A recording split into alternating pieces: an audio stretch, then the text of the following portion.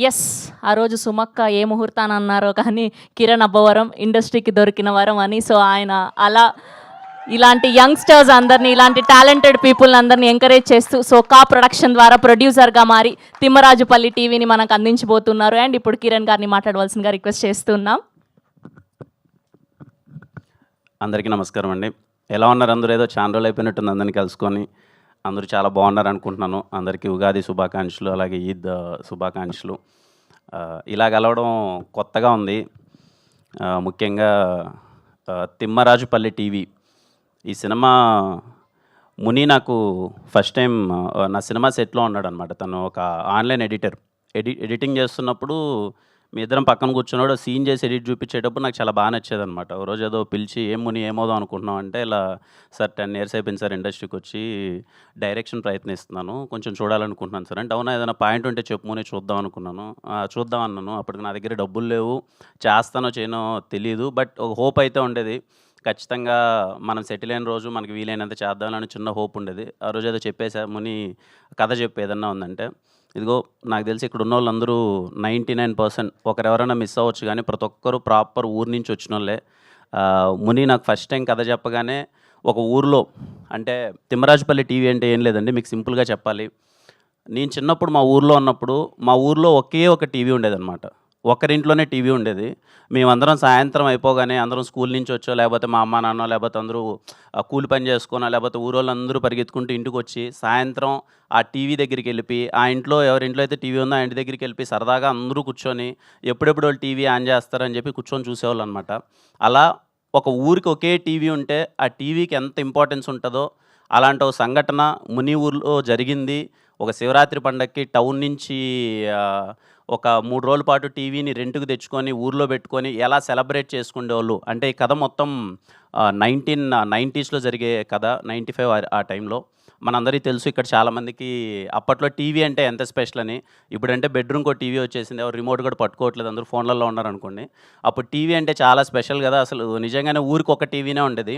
ఆ కథ నాకు ముని చెప్పగానే చాలా హానెస్ట్‌గా అనిపించింది. చెప్పేటప్పుడే మనోడు నాకు చాలా క్లియర్‌గా చెప్పాడు. సార్ ఇది ఎంటర్‌టైన్‌మెంట్ సినిమా కాదు. నేనేదో కమర్షియల్ ఎలిమెంట్స్ చేయాలనుకోవట్లేదు. ఏమీ లేదు.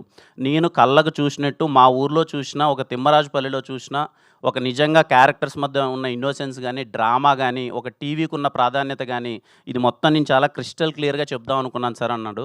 నాకది నచ్చిందండి. అంటే ఏదో కొన్ని సినిమాలు మనకు తెలిసిపోద్ది. అరే! ఈ సినిమా ఎంటర్‌టైన్‌మెంట్ ఏస్తున్నాము. ఇది కమర్షియల్‌గా వర్కౌట్ అయిపోద్ది. ఇక్కడ డబ్బులొచ్చేస్తది. ఇంకొన్ని సినిమాలు ఏంటి జోనర్ అని తెలిసిపోద్ది. ఇది మాత్రం హానెస్ట్‌గా ఒక ప్యూర్ అటెంప్ట్ చేద్దాం. నాకున్న దాంట్లో ఈ సినిమా ఏమి పెద్ద బడ్జెట్స్‌తో తీసింది కాదు, లేకపోతే పెద్ద పాయింట్‌తో తీసింది కాదండి. నాకు వీలైనంత వెరీ స్మాల్ బడ్జెట్‌లో, very thin line, very small point, ఒక సమ్మర్‌లో మీరందరూ, నాకు తెలిసి సమ్మర్ వచ్చింది కదా! ఏప్రిల్ 17th రిలీజ్ చేయడానికి కూడా కారణం ఏంటంటే, వేసవి సెలవులు. మీరందరూ ఒకటైతే నేను కన్ఫర్మ్‌గా చెప్పగలను. ఆ 2 గంటల పాటు మీరు ఊరికెళ్ళిపోయి, ఆ ఊరోళ్ళ క్యారెక్టర్లు, ఆ ఊరోళ్ళ ఇన్నోసెన్సు, మేబీ ఈ జనరేషన్‌కి టీవీ వాల్యూ తెలియకపోతే, ఓహో! టీవీ కంటే ఇంత ఇంపార్టెన్స్ ఉండేదా? ఒక ఊరికి మొత్తం ఒక టీవీనే ఉంటే, ఆ ఊరు మొత్తం పరిగెత్తుకుంటూ ఆ ఇంటి దగ్గర కూర్చునేవాళ్ళా అనే చిన్న ఆ మూమెంట్స్ అన్నీ చెప్తది. ఇంక 90s వాళ్ళకైతే ఆ నాస్టాల్జిక్ మూమెంట్స్ అన్నీ గుర్తొస్తాయి. ఇంకా మీ అమ్మా, నాన్న, అవ్వ, తాత వాళ్ళ పెద్దలకైతే వాళ్ళందరిని మీరు థియేటర్‌కి తీసుకెళ్ళండి. ఐయామ్ ష్యూర్ వాళ్ళందరూ చాలా హ్యాపీగా ఫీల్ అయిపోయి, వాళ్ళ మెమరీస్ అన్నీ మీకు చెప్తారు. అవునురా మనకు గూడా మన ఊర్లో వీళ్ళకి ఒక టీవీనే ఉండేది. మేమందరం పరిగెత్తుకుంటూ అలా కూర్చునేవాళ్ళం, ఆడ చూసేవాళ్ళం అని చెప్పి. అలాంటి సినిమా తిమ్మరాజుపల్లి. ఏప్రిల్ 17th వస్తుంది. ప్రాపర్‌గా మీ ఫ్యామిలీ అందరితో కలిసి థియేటర్‌కెళ్ళండి. నేను ఒకటే చెప్తున్నాను, వెరీ హానెస్ట్ ఫిల్మ్. కొన్ని సినిమాలుంటాయండి. నేను ఫస్ట్ తిమ్మరాజుపల్లి మనోడు చెప్పాడు. మొత్తం అంతా మనోళ్ళందరూ కొత్త ఆర్టిస్టులు. పర్ఫార్మెన్స్ అందరూ నాకు ఆడిషన్స్ చేశారు. ఆడిషన్ టేప్ మొత్తం చూపిచ్చారు. అందరూ ఏంటి ఇంత బాగా చేస్తున్నారు పర్ఫార్మెన్స్ అనుకున్నాను. తిమ్మరాజుపల్లి సినిమా నేను చూసిన తర్వాత నాకు కలిగిన ఫీలింగ్ ఏంటంటే, కొన్నిసార్లు మనము అంటే ఈ రవీంద్ర భారతిలో గానీ, ఎక్కడైనా నాటకాలు జరుగుతుంటాయి గదండీ! మనం టికెట్ పెట్టుకొనెళ్ళి చూద్దాము ఎలా చేశారు పర్ఫార్మెన్స్ అని జెప్పి. I request you all, Thimmarajupalli TV అనే సినిమాకి మీరు ఒక రూ. 150 టికెట్ పెట్టుకొని ఎళ్ళండి వీళ్ళ పర్ఫార్మెన్సెస్ చూడ్డానికి. నేను చెప్తున్నాను, మెస్మరైజ్ చేస్తారు ప్రతి ఒక్కరు. ఈ స్టేజ్ మీద ఉన్న ప్రతి ఒక్క ఆర్టిస్ట్ ఆ రోజు మీరు థియేటర్‌లో కూర్చుంటే, ఏంటి ఇంత బా పర్ఫార్మ్ చేయగలరా? అరే! ఇంత నేను చూసినప్పుడు నేను షాక్ ఫీల్ అయ్యానండి. అరే! నేను చేయగలనా ఇలా పర్ఫార్మెన్స్? నేను చేయలేనేమో. దీంట్లో చేసిన చాలామంది పర్ఫార్మెన్స్‌లో ఆ రోల్ నాకిచ్చి నన్ను చేయమంటే నేను అంత బాగా యాక్టింగ్ చేయలేనేమో. అంత బాగా చేశారు యాక్టింగ్ అంతా. I'm so proud of them. నేనేదో చేశానని కాదండి. ఏదో ఏదో నాకు వీలైనంత ఏదో చిన్నదేదో స్టార్ట్ చేశాను గానీ, వీళ్ళందరి సపోర్ట్ వల్ల ఈరోజు 'తిమ్మరాజుపల్లి టీవీ' సినిమా కంప్లీట్ అయిపోయింది. ఇక్కడున్న ప్రతి ఒక్కరు ఆర్టిస్ట్ దగ్గర నుంచి, టెక్నీషియన్స్ దగ్గర నుంచి ప్రతి ఒక్కరు వాళ్ళు తిరిగి ప్రొడక్షన్‌కి సపోర్ట్ చేశారు. అసలు కంఫర్ట్స్ అన్నీ మర్చిపోయి, ఆ ఊర్లోకెళ్ళిపోయి నిజంగా ఊరోల్లా ఉండి, మేము ఏ క్యారవాన్ ప్రొవైడ్ చేయలేదు. ముందే చెప్పాం. మన దగ్గర ఉన్న బడ్జెట్స్‌లో క్యారవాన్‌లు అవన్నీ అవ్వమని. వాళ్ళు ఊర్లోనే ఉండి ఒక ఇల్లు తీసుకొని, అక్కడే మొత్తం పర్టిక్యులర్‌గా అమ్మాయిలందరికీ థ్యాంక్ యూ సో మచ్. మీరు మీ కంఫర్ట్స్ అన్నీ వదిలేసి అంత బాగా ఉన్నందుకు. అలాగే టెక్నీషియన్స్ ముందుగా వంశీ గురించి మాట్లాడాలి. ఎక్కడ తమ్ముడు వంశీ? అన్న నేను చాలా హానెస్ట్‌గా చెప్తున్నానన్న. ఈ కుర్రోడు దొరకడన్న. చిత్త చిత్త కొట్టేశాడు. ఐయామ్ నేను బ్యాక్‌గ్రౌండ్ స్కోర్ చూసిన తర్వాత వంశీని కలిసి అసలు ఏంటి వంశీ అని అంటే, మనోడు ఇన్ని రోజులు ఎక్కడున్నాడో నాకు తెలీల. నాకే ఆశ్చర్యం అండి. ఈ సినిమాలో డీఓపీగా చేసిన అక్షయ్ బ్రో గాని, మనోడు లిరిసిస్ట్ సనారే గాని, ఇన్ని రోజులు ఈళ్ళు ఏంటి అసలు ఇంత టాలెంట్ ఏంటి? నేను చూసినప్పుడు చాలా హ్యాపీగా ఫీల్ అయ్యాను. I'm so proud of you all and I'm sure మీ అందరికీ చాలా అంటే చాలా మంచి కెరియర్ ఉంది. Thank you. ఇంకా మా టీం గురించి తర్వాత మాట్లాడతానండి. ముని, నీకు చాలా మంచి జరగాలి ముని. మనోడు అన్నట్టే చాలా నిజంగా పాపము ఎప్పుడు ఆఫీస్‌లోనే ఉంటాడు. ఏ పండగ జరిగినా ఇంటికెళ్ళడు. ఏముంది ముని ఎళ్ళేసిరా, లైఫ్‌లో సక్సెస్‌లు, ఫెయిల్యూర్‌లు వస్తాయి. సరే కొడతాంలే, నిదానంగా కొడతాంలే అని చెప్పి ఊరికెళ్ళవా, అమ్మని కలవవా అది ఇది అంటే, లేదు సార్ ఇంట్లో పరిస్థితి కాదు, నేను వెళ్ళనని చెప్పి సినిమా రిలీజ్ అయ్యేంత వరకు ఇంటికెళ్ళనని కూర్చున్నాడు. అది నాకు పెద్ద ప్రెషర్ అయిపోయింది ఎప్పుడు రిలీజ్ చేయాలి ఈ సినిమానని. ఖచ్చితంగా సినిమా రిలీజ్ అయ్యి నీకు మంచి పేరు రావాలి, ఫ్యామిలీ బాగుండాలి హ్యాపీగా. మీ అందరికీ థ్యాంక్ యూ అన్న. చాలా ఓపికగా ఉన్నారు. సారీ మీ టైం ఏదన్నా చిన్న కిల్ అయింటే, ఎందుకంటే కొత్త వాళ్ళందరూ వాళ్ళేదో మాట్లాడాలని ఉంటుంది కదా, తలా 1 మినిట్ టైం తీసుకున్నారు. థ్యాంక్ యూ సో మచ్ ఇంత పేషెంట్గా ఉన్నందుకు. ఇంక మిగిలిన వాళ్ళ అందరి గురించి మళ్ళీ మాట్లాడతాను. ఈ సినిమాను ప్రొడ్యూస్ చేసిన తేజ బ్రో గురించి మాట్లాడాలి. He's my friend. తనకి ఇలా ఒకటి చేస్తున్నాం అనగానే నేను పార్ట్ అన్నాడు. తను యూఎస్లో ఉంటాడు.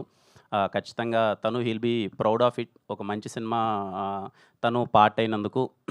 అలాగే సాయి, ఇందాక సాయిది మాది నా ఫస్ట్ సినిమా లాక్డౌన్లో ఏదో అలా ఒకరోజు మనోడు చెప్తుంటే ఇప్పుడు గుర్తొస్తుంది నాకు. ఒకరోజు చిన్నగా అలా వాకింగ్కి వెళ్తున్నప్పుడు ఏమవుదాం అనుకుంటున్నావు సాయి అంటే, నా ఆర్టిస్ట్ అవుదాం అనుకుంటున్నాను. అప్పటికేదో చిన్న షార్ట్ ఫిలిం చేశాడు మనోడు, కెమెరా అసిస్టెంట్గా అది ఇది ఉండేవాడు.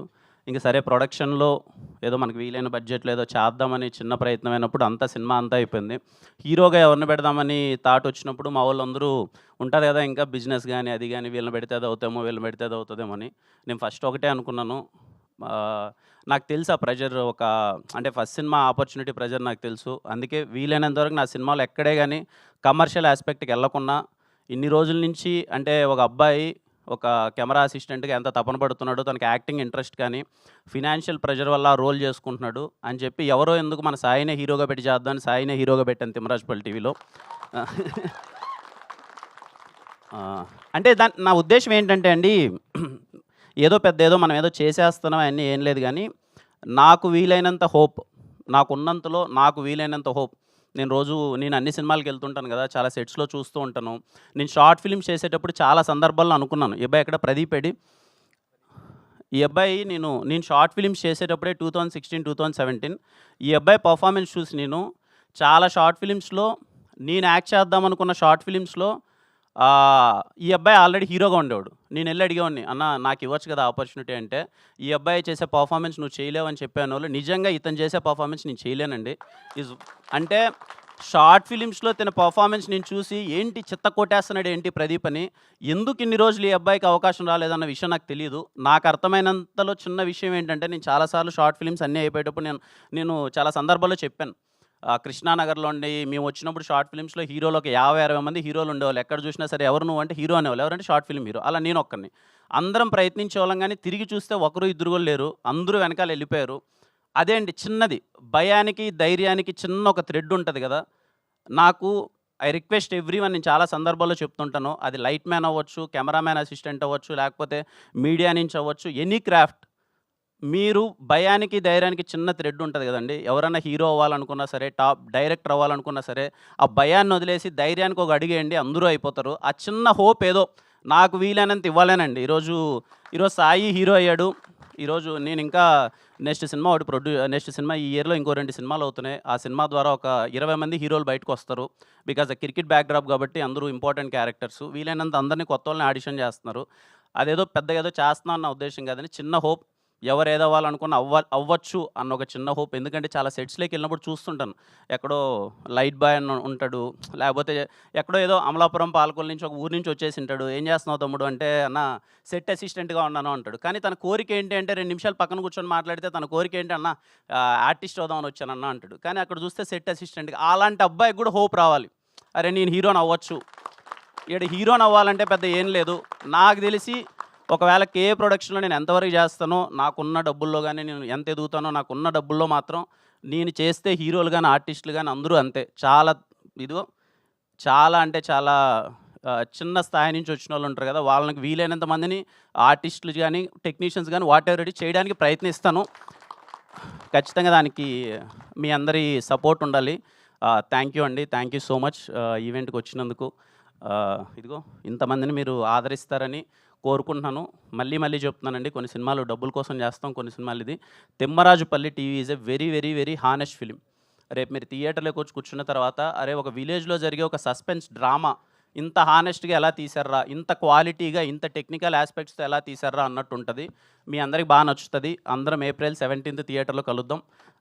మరిన్ని ఈవెంట్లు ఉంటాయి. ఈ సినిమా గురించి మరింతగా మాట్లాడదాం. అండ్ తిమ్మరాజుపల్లి టీవీలో పనిచేసిన ప్రతి ఒక్కరికి, లైట్ మ్యాన్ అన్న దగ్గర నుంచి హీరో వరకు ఆర్టిస్టులు అందరికీ ప్రతి ఒక్కరికి థ్యాంక్ యూ సో మచ్. మీ సపోర్ట్ వల్లనే ఈ సినిమా కంప్లీట్ అయింది. And thank you all. Thank you. Thank you Kiran గారు. Thank you so much. And అలాగే శ్రవంతి గారికి thank you so much. Being part of నా ఫస్ట్ ప్రొడక్షన్లో మీరు anchoring. Thank you so much. Thank Suresh అన్నకి, జిఎస్కే మీడియా. అన్న వచ్చిన తర్వాత ఏదో కలిసి వచ్చింది అంటారు కదా! అన్న వచ్చినప్పటి నుంచి ఎవ్రీథింగ్ ఈజ్ టేకింగ్ కేర్. అన్న సురేష్ అన్న, శ్రీనివాస్ అన్న, అలాగే యూవీ మీడియా అన్న, వెంకట్ అన్న, థ్యాంక్ యూ సో మచ్. చాలా బాగా ఆర్గనైజ్ చేశారు. అలాగే మా డిజిటల్ టీం కానీ అందరికీ. అండ్ ముఖ్యంగా మా టీం, నాతో పాటు ఉన్న టీం అందరూ thank you so much. Thank you.